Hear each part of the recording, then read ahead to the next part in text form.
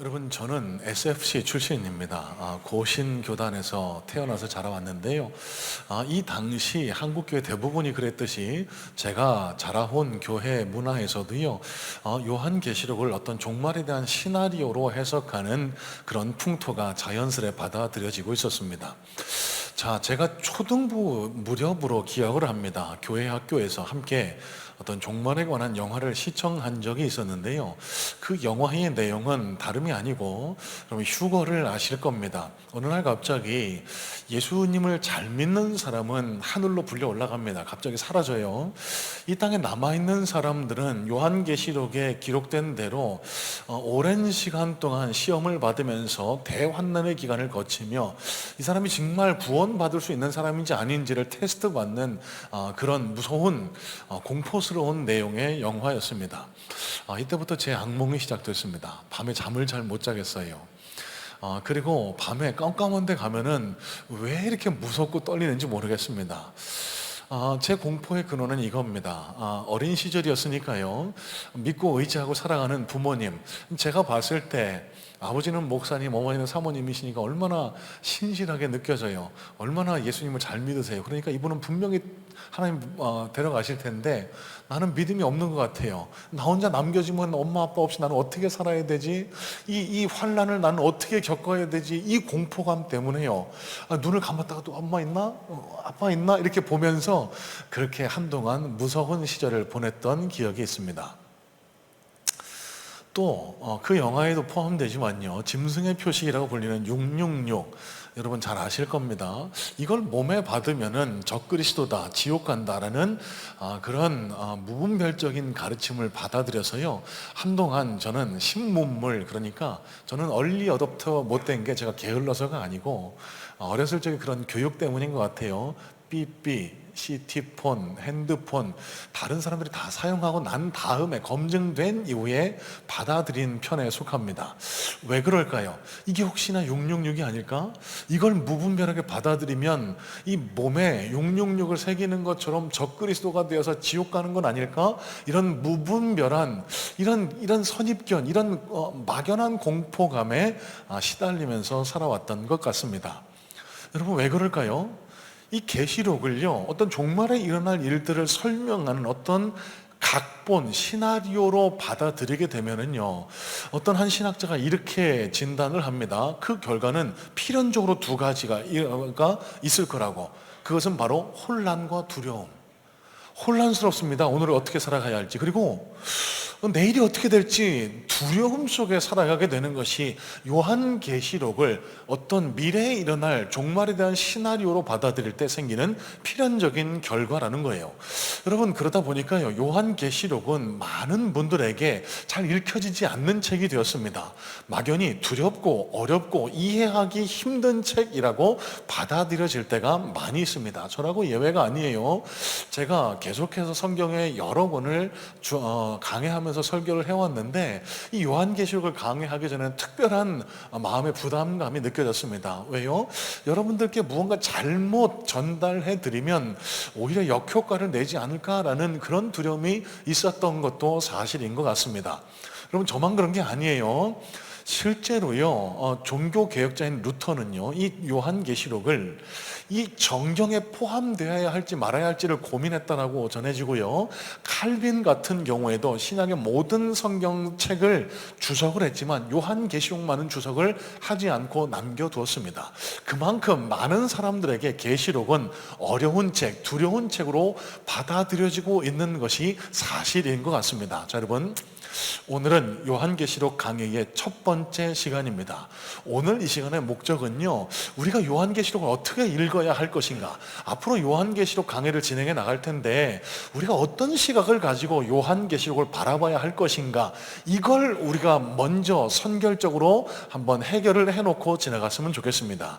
여러분, 오늘 이 시간을 통해서 요한계시록을 무작정 어렵고 힘든 책, 이해하기 어려운 책, 두려운 책으로 받아들이는 이런 선입견에서 벗어나서 예수님께서, 하나님께서 우리에게 들려주길 원하시는 하나님의 음성을 정확하고 또렷하게 들을 수 있는 우리 모든 성문의 성도님들 되시기를 주님의 이름으로 소망하고 축복합니다. 자, 1절 말씀부터 함께 볼까요? 1절입니다. 예수 그리스도의 계시라. 이는 하나님이 그에게 주사 반드시 속히 일어날 일들을 그 종들에게 보이시려고 그의 천사를 그 종 요한에게 보내어 알게 하신 것이라.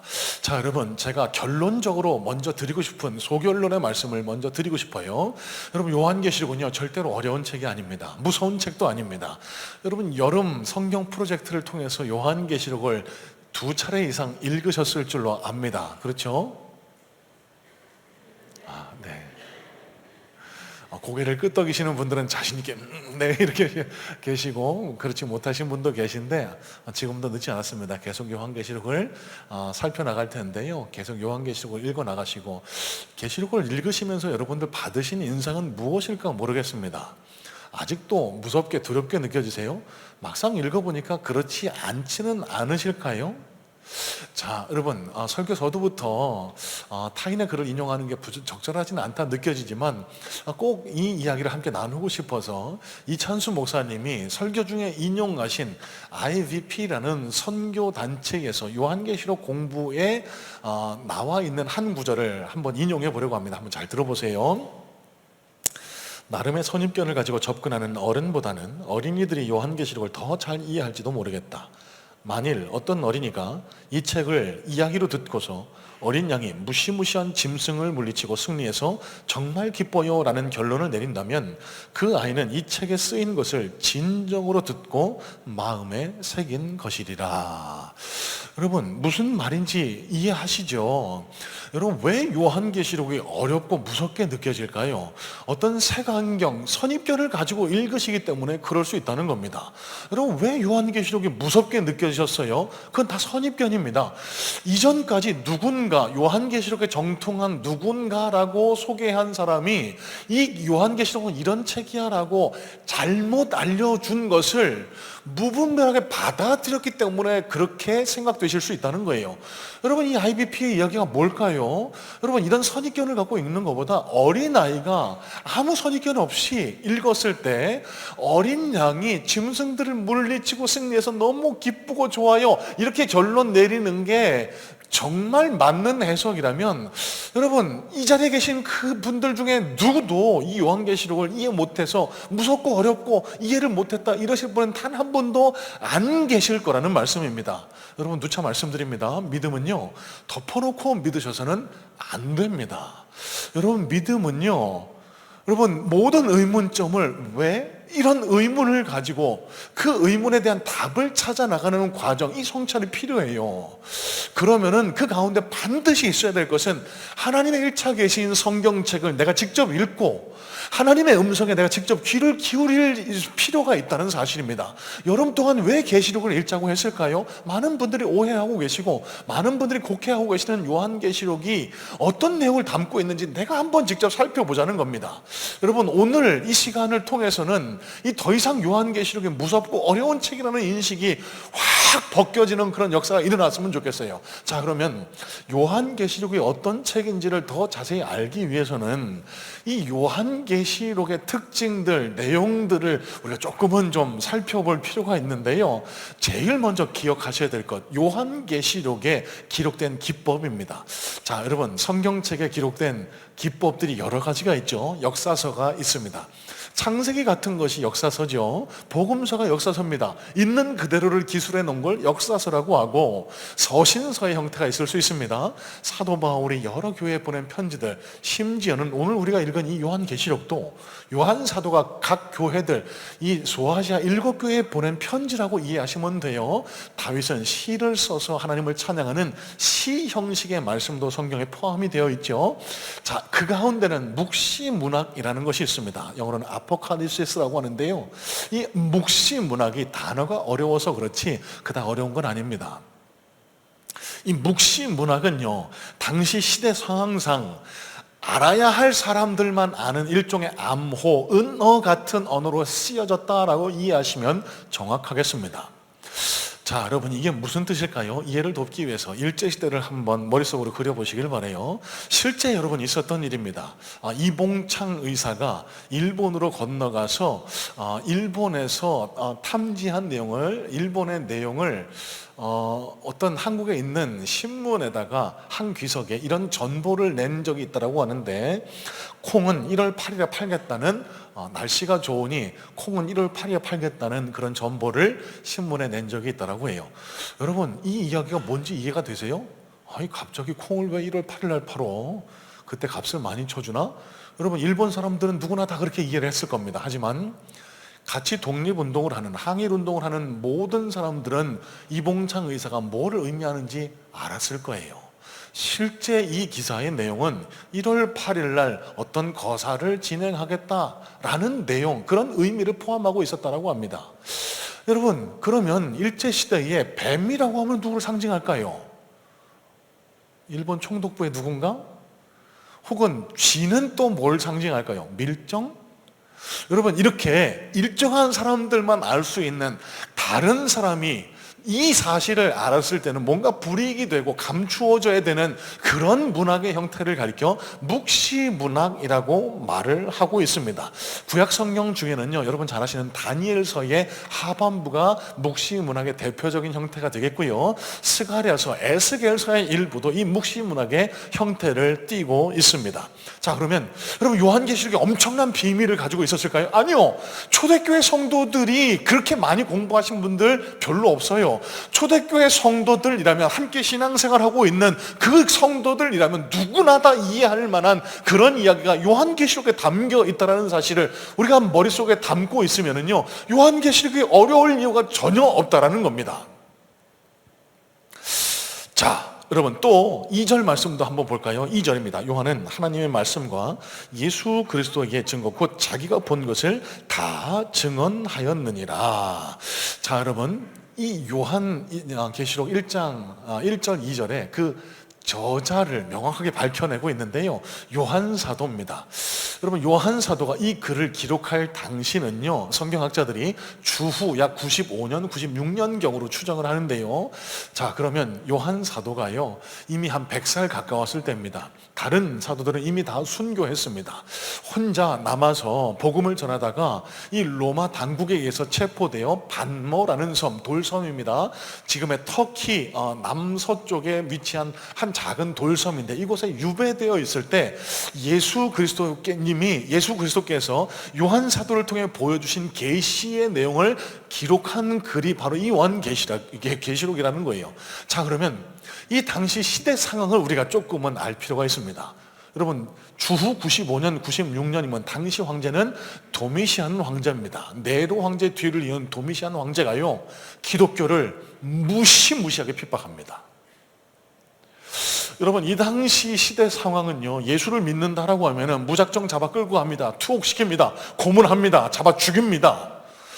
이 원형 경기장에 사자밥으로 내던지면서 많은 로마인들이 그걸 즐기면서 관람하기도 했었고요, 심지어는 그 예수 믿는 그리스도인들을 불에 태워서 죽이는 화형식을 거의 매일 행해졌다라고 그렇게 역사가들은 전하고 있습니다.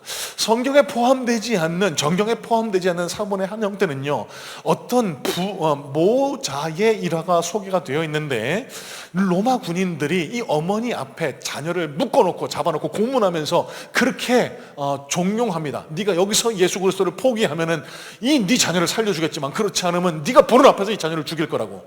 그때 이 어머니가 이렇게 얘기합니다. 사랑하는 아들아, 곧 천국에서 만날 거야. 예수님이 우리를 지켜주실 거야. 우리 기쁨으로 천국에서 만나자. 이런 박해, 이런 핍박이 거의 매일 일어날 정도로 무시무시한 박해의 시대에 기록된 글이 이 요한계시록이라는 겁니다. 그러면 여러분, 이 시대를 살았던 요한입니다. 본인도 지금 박해받아 반모섬에 있습니다. 이 글을 기록할 때 요한의 마음속에 있었던 동기, 그러니까 함께 신앙생활하는 초대교회 성도들, 소아시아 7교회 성도들을 생각하면서 쓴 편지 형식의 글이 요한계시록인데, 요한의 마음속에 담긴 동기는 뭘까요? 겁주기 위해서였을까요? 예수 잘 믿으세요. 예수 안 믿으면, 헌금 잘 안 하면 여러분 벌 받습니다. 여러분, 이런 동기일까요? 전혀 아니겠죠. 위로하기 위한 동기가 그 마음에 가득했을 겁니다.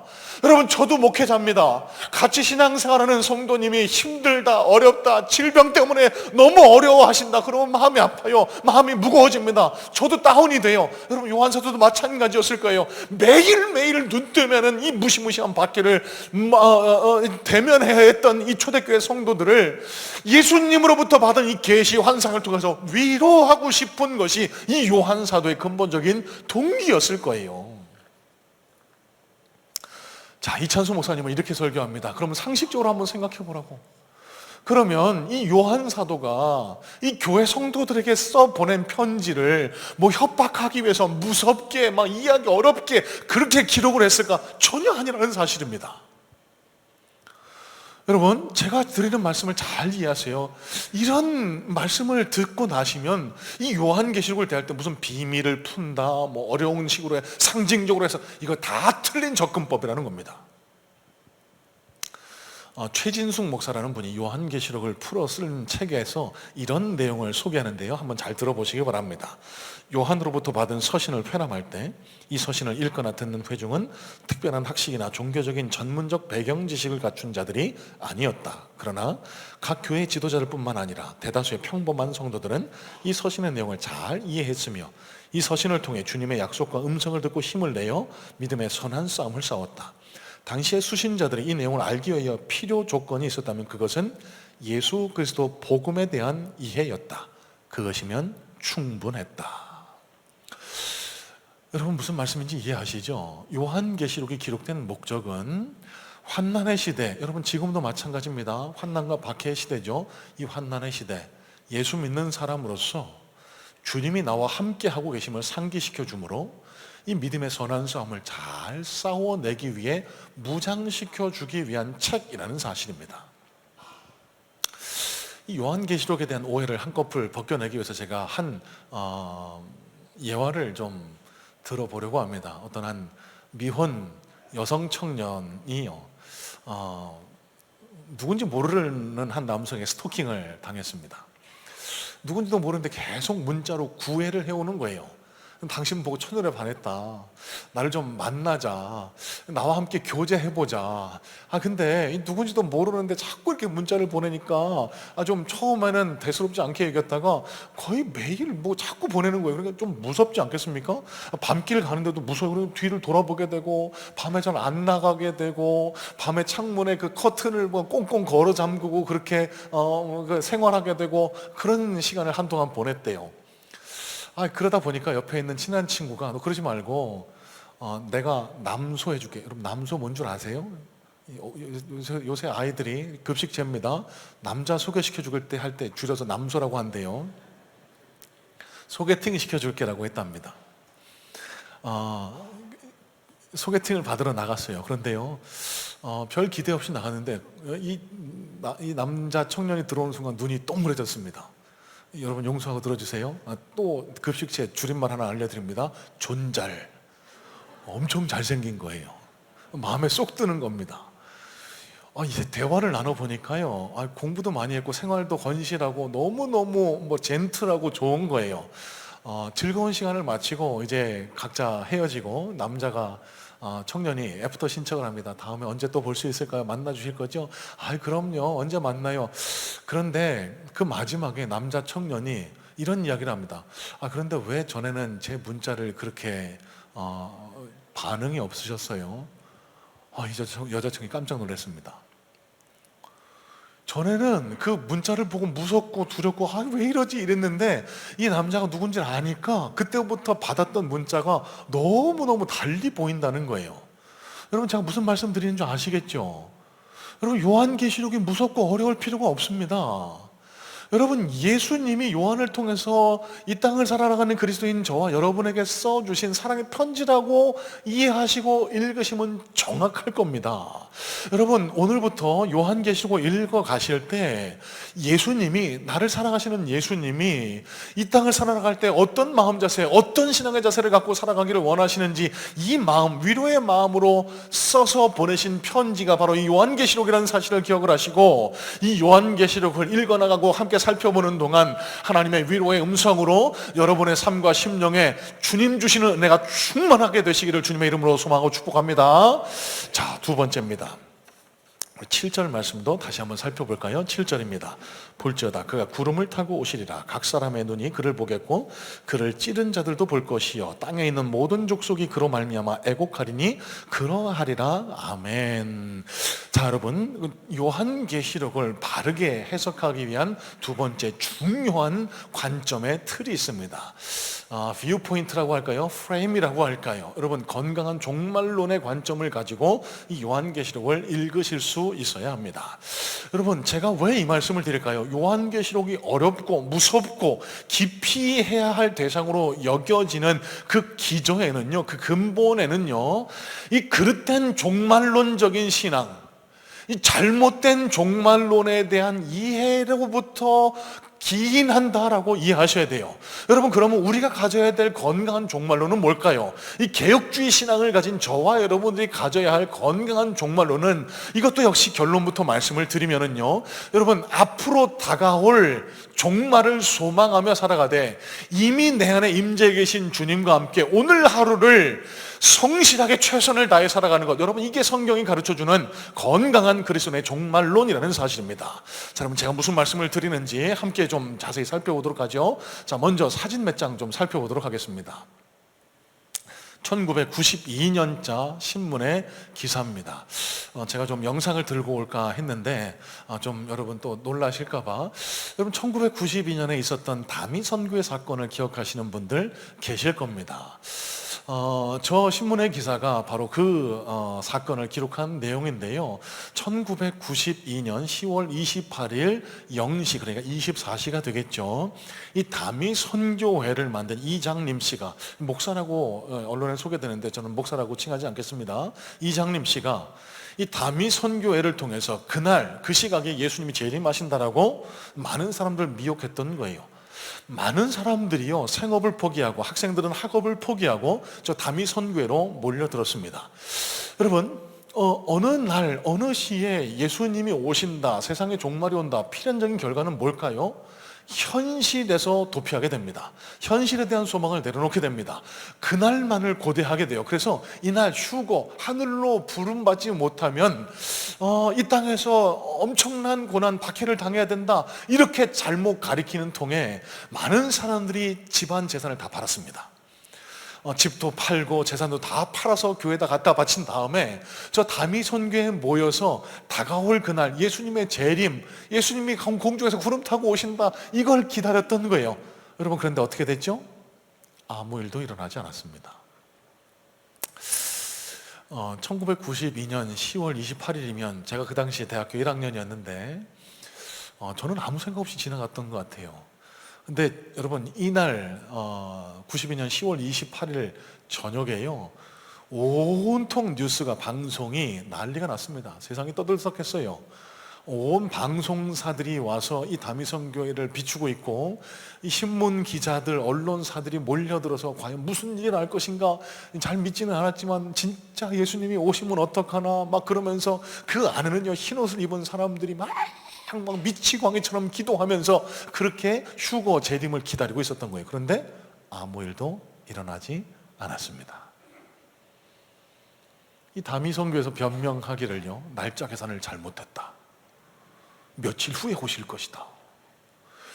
여러분, 이게 말이 돼요? 예수님이 왜 날짜 계산을 잘못하시고, 예수님이 차가 막혀서 늦으실까요? 지하철이 빵꾸 나서 못 오실까요?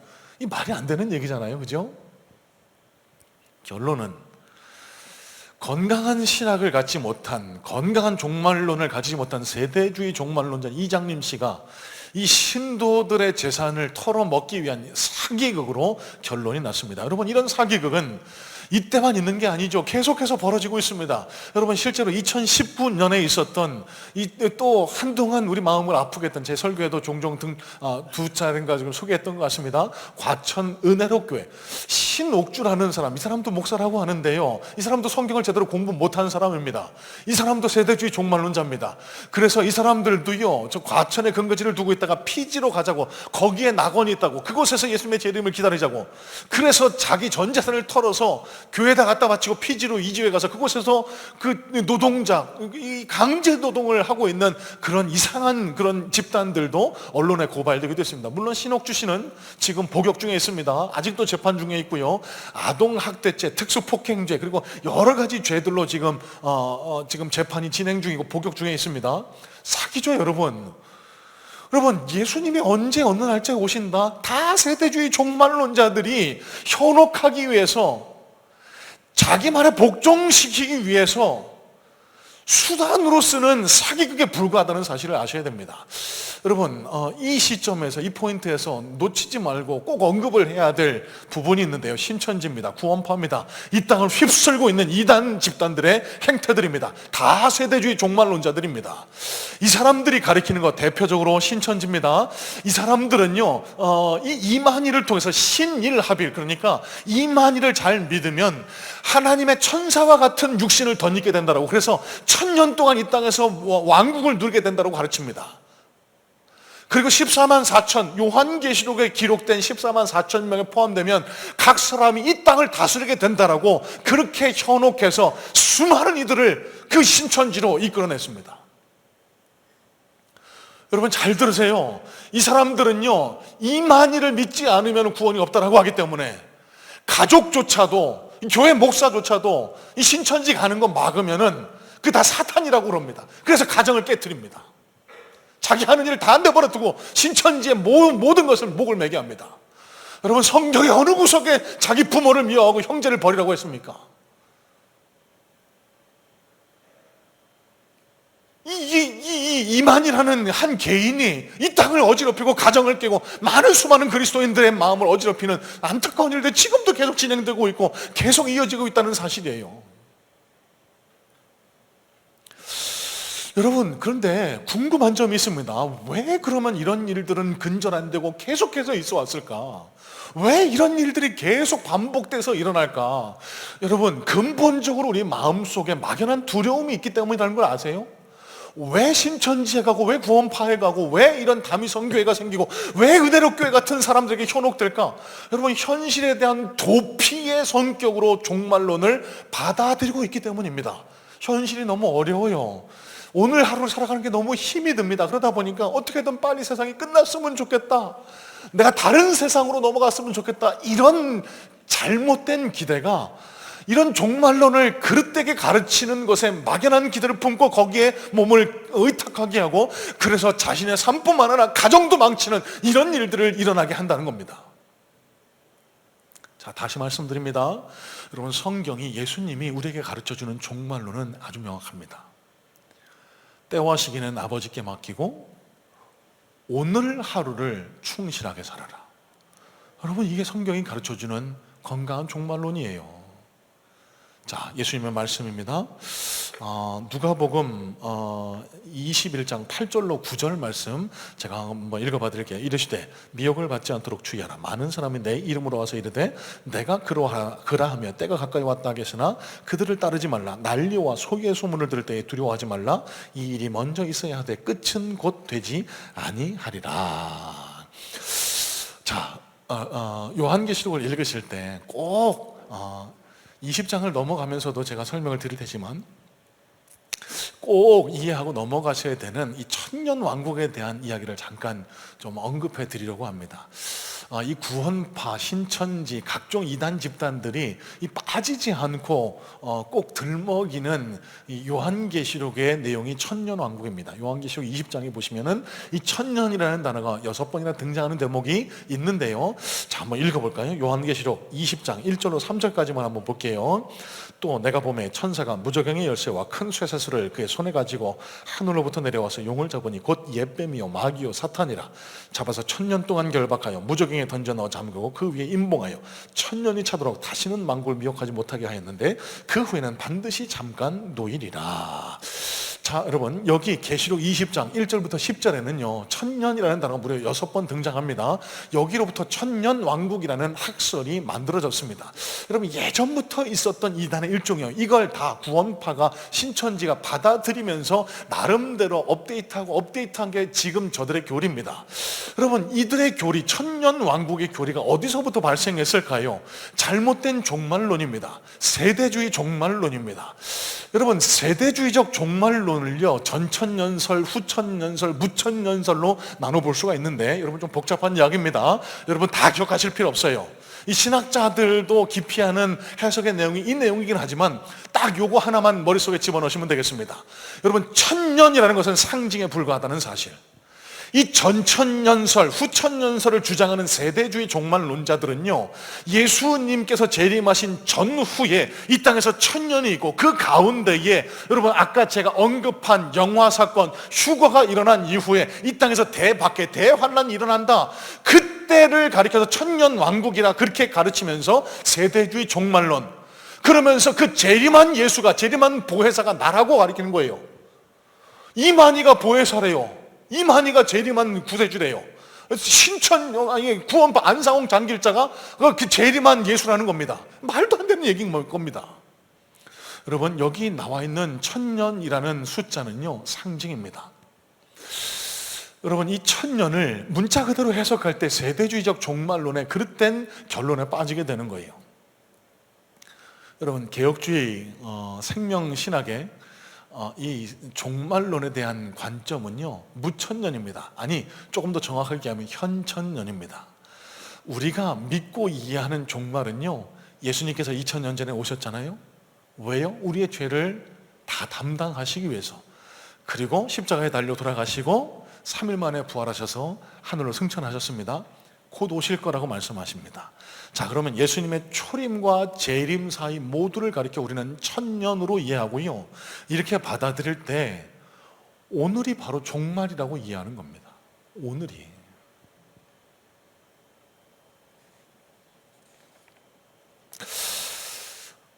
여러분, 이 개혁주의적 종말론을 이해하실 때 또 한 가지 꼭 기억하실 게 있습니다. 제가 몇 번 여러분들과 함께 나누기도 했는데요, 어려운 거 아니에요. 여러분 표정을 보니까 저는 최대한 좀 쉽게 설명하려고 하는데 아직도 뭔 소리 하는지 모르겠다, 이런 표정을 하고 계신 것 같아서. 그러나 이미, 그러나 아직, already and not yet. 여러분, 하나님 나라, 천국, 종말 모두 비슷한 성격을 가지고 있습니다. 자, 이게 무슨 뜻일까요? 여러분, 천국은요 어떤 장소 개념이 아니에요. 죽어서만 가는 곳이 천국이 아니거든요. 성경이 가르쳐주는 천국은요 통치 개념입니다. 하나님이 다스리시는 그곳이 바로 천국이라고 성경은 분명히 가르쳐줘요. 종말도 마찬가지인 겁니다. 여러분, 종말이 이미 임했습니다. 그걸 가리켜 이미, already라고 그렇게 받아들일 수 있습니다. 자, 그러나 아직도 있어요. not yet, 아직 임하지 않은 종말도 있습니다. 우리 언젠가 이 땅에 육신의 껍질을 벗고 하나님 나라에 갈 겁니다. 그 날은 아직 오지 않았잖아요. 하지만 우리가 숨을 쉬고 살아가는 이 날이 이미 우리에게 임한 종말이라고 이해하고 살아가시는 것이 건강한 종말론자의 종말론이라는 겁니다. 여러분, 지금 이 자리에 계신 분들 가운데 내가 언제 죽을 텐데 라는 생각을 늘 하면서 살아가시는 분 안 계시잖아요. 그렇죠? 그러면 우리가 어떻게 살아가는 걸 예수님이, 하나님이 원하고 계실까요? 이미 지금이 종말이라는 사실. 그러면 오늘을 마지막처럼 살아가라. 오늘이 마지막 날인 것처럼 살아가라. 오늘이 종말이라는 사실을 자각하면서 살아가라. 여러분, 예수님이 오늘 우리에게 가르쳐 주기를 원하시는 말씀입니다. 이 송태근 목사님, 참일교회를 담임하시는 송태근 목사님이요, 이분이 재밌는 분은 아닌데 설교 중에 들어보니까 재밌는 말씀 한번 하시더라고요. 세상 사람들은 마음이 힘들고 어려우면 처음처럼을 찾는다죠. 그런데 우리 그리스도인들이 마음이 힘들고 어려우면 찾아야 할 것은 처음처럼이 아니라 반대, 마지막처럼. 이게 무슨 의미일까요? 종말은 곧 온다는 겁니다. 여러분의 힘들고 어려운 고난도 길지 않습니다. 그리고 우리는 이 땅에서 영원히 살지 않습니다. 언젠가 우리 육신의 장막이 벗어지게 될 테고요. 그날이 되면 우리를 위해 십자가에서 생명을 내어 주신 그 예수님과 만나 영원한 생명을 누리게 되는 그날이 속히 오게 될 거라는 그 믿음, 이 마지막처럼 오늘을 살아가는 것, 이것이 우리가 기억하며 살아가야 할 건강한 그리스도인의 종말론이라는 사실입니다. 여러분 용서하고 들어주세요. 블랙핑크를 아시는 분들 유행가 중에 이런 게 있습니다. 마지막처럼. 제가 설교 준비를 하다 보니까 이 블랙핑크 친구들이 굉장히 성경적인 노래를 하고 있는 것. 마지막처럼 마지막처럼. 자, 말씀을 이렇게 정리하기를 원합니다. 여러분 요한계시록을 읽으시면서 꼭 기억하셔야 될 것이 있습니다. 그것은 요한계시록의 주인공은요, 이 글을 쓴 요한도 아닙니다. 이 글에 등장하는 음료도 아닙니다. 적그리스도도 아닙니다. 뱀도 아니고 용도 아닙니다. 그 누구도 아닌 이 글의 주인공은 철저하게 예수 그리스도시라는 사실입니다.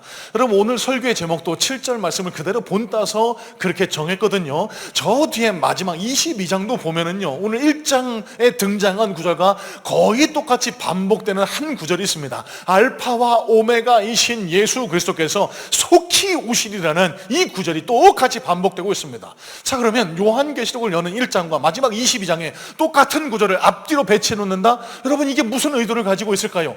요한계시록의 주인공은, 요한계시록의 주체는 다른 그 누구가 아닌 예수 그리스도시라는 겁니다. 여러분 예수 그리스도가 누구세요? 우리를 위해서 생명을 내어주신 분입니다. 우리를 위해서 지금도 하나님 보좌 우편에서 우리를 위해 중보하시는 분이십니다. 우리가 아픔 당할 때 우리를 위해 대신 눈물을 흘려주시면서 우리를 건져주시려고 지금 애쓰고 계신 분, 우리를 향해서 손을 내밀시는 분, 그 예수 그리스도가 이 글의 주인공이시라면 그분을 통해 기록된 이 요한계시록은 무서울 이유도 두려울 이유도 이해 못할 이유도 전혀 없다는 사실입니다. 여러분 이 요한계시록 함께 살펴보고 공부해 나가는 동안 이 예수님의 음성에 귀를 기울이시고요, 이 예수님 위로의 음성에 귀를 기울이시고 오늘 여러분 심령에 품으셔야 할 건강한 종말론, 여러분 오늘이 하나님께서 우리에게 허락하신 마지막 날이라는 사실을 자각하시고 오늘 하루를 주님과 함께 동행하셔서 하나님의 영광을 올려드리는 그런 삶을 살아가는 그런 복된 건강한 그리스도인들 다 되시기를 주님의 이름으로 소망하고 축복합니다.